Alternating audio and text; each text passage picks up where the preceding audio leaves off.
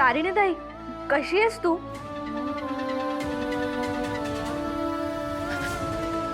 Hello, तू कशी आहेस बाळा? मी पण ठीक आहे. आणि तिकडे सगळं शांत झालं का ग? इकडे इकडे होतील शांत. तू आपल्या घरी कसं आहे सगळं?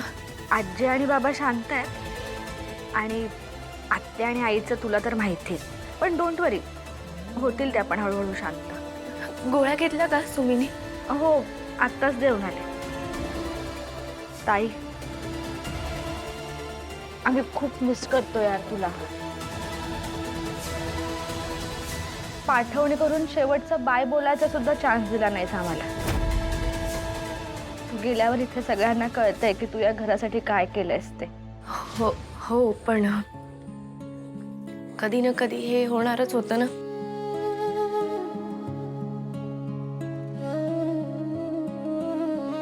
नमा,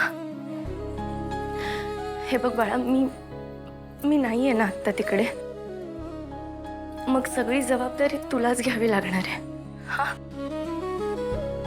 हे बघ, सुमी सकाळी उठल्यानंतर साखरेचा चहा मागेल, हट्ट करेल.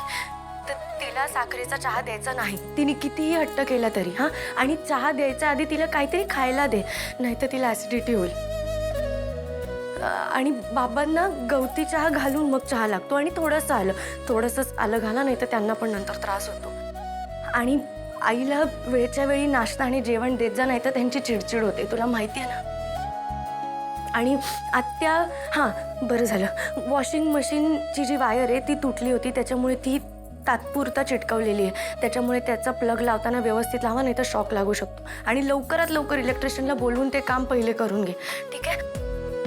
आणि मशीन लावताना आत्याच्या साड्यांसाठी वेगळं मशीन लाव. सगळ्यांच्या कपड्यांसोबत तिच्या साड्या लावू नको, नाही तर ती चिडते बरं का.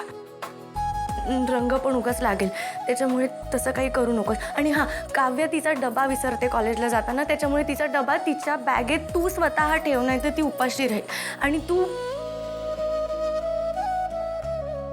नमा, मी तिकडे नाहीये म्हणून बाहेरचं खायचं नाही, कळलं?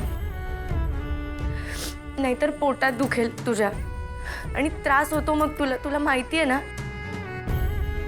आणि हां, सुमी ते साऊथचे पिक्चर बघत बसेल सारखी, तर तिला तिच्या गोळ्या घ्यायची आठवण करून दे जा. या सगळ्याकडे आता तुलाच लक्ष ठेवावं लागेल.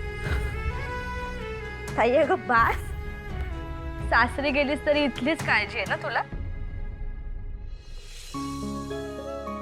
अगं तू इथे असताना कधीच कोणाला काही करावं लागलं नाही. तुझ्याशिवाय हे घर कसं चालणार आहे काय माहिती.